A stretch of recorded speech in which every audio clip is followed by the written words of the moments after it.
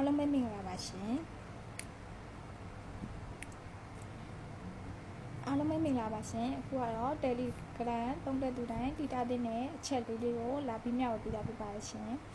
ကိုက Telegram သုံးနေရဆိုလို့ရှိရင်တော့ဒီချက်လေးတွေကိုမဖြစ်မနေလှုပ်ထားတင်ပါလိမ့်ရှင်အဲ့ဒီတော့ဗာလေးလဲဆိုတာတက်ကြည့်ကြမယ်အရင်ဆုံး Telegram တွေကိုဝင်လိုက်ပါမြင်းသုံးချောင်းကိုနှိပ်လိုက်ပါ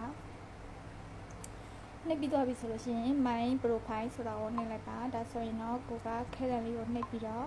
ကိုကဒီနာမည်မကြိုက်ဘူးဆိုနောက်ထပ်နာမည်ပြောင်းလို့ရပါတယ်ရှင်နောက်တစ်ခုကဒီမှာ channel ထုတ်နေတယ်ဆိုလို့ရှိရင်လည်းဒီမှာ channel ပြောင်းလို့ထည့်လို့ရဖွင့်လို့ရပါတယ်နောက်တစ်ခုက bio ထည့်ခြင်းနဲ့ဆိုရင်လည်း bio ထည့်လို့ရပါတယ်နောက်တစ်ခုကအောက်ဆုံးကတော့ကိုယ့်ရဲ့မွေးနေ့နံပါတ်ပေါ့နော်ထည့်လို့ရပါတယ်ပြီးရင်ပြန်ထွက်လိုက်ပါပြန်ထွက်ပြီးသွားပြီဆိုလို့ရှိရင်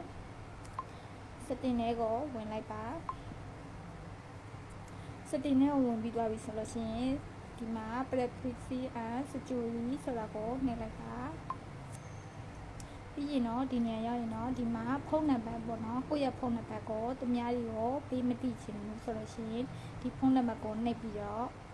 ဒီမှာအောက်ဆုံးက nobody ဆိုတာကိုပြောင်းထားလိုက်ပါ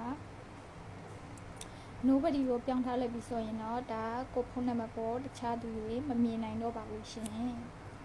ပြီးလို့ရှိရင်နောက်တစ်ခုကဒီမှာ like see online ဆိုတာလေးကိုနှိပ်လိုက်ပါဒါဆိုရင်တော့ဒီနေရာမှာလဲ nobody ကိုပဲပြောင်းထားလိုက်ပါဒါဆိုရင်ကို line သုံးနေတာ line တိုင်းနေ line သုံးနေတာကိုဘယ်သူမှမသိတော့ပါဘူးရှင်ပြီးလို့ရှိရင်ပြန်ထွက်လိုက်ပါပြန်ထပ်ပြီးတော့ပြီဆိုလို့ရှိရင်ဒီမှာ data and story ဆိုတာကိုနှိပ်လိုက်ပါဒါဆိုရင်တော့ကိုကဒီနေရာမှာ6ခုလုံးကိုဒီလိုပဲပိတ်ထားမှရမှာရှင်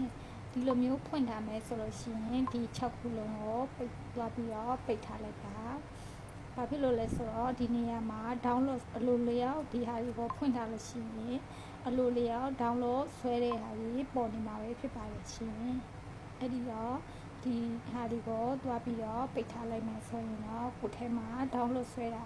အလိုလျောက်မရောက်လာတော့ဘူးရှင်ဒီနည်းလမ်းအတိုင်းပဲတွားလို့ကြည့်ပါအားလုံးပဲအဆင်ပြေကြပါလိမ့်ရှင်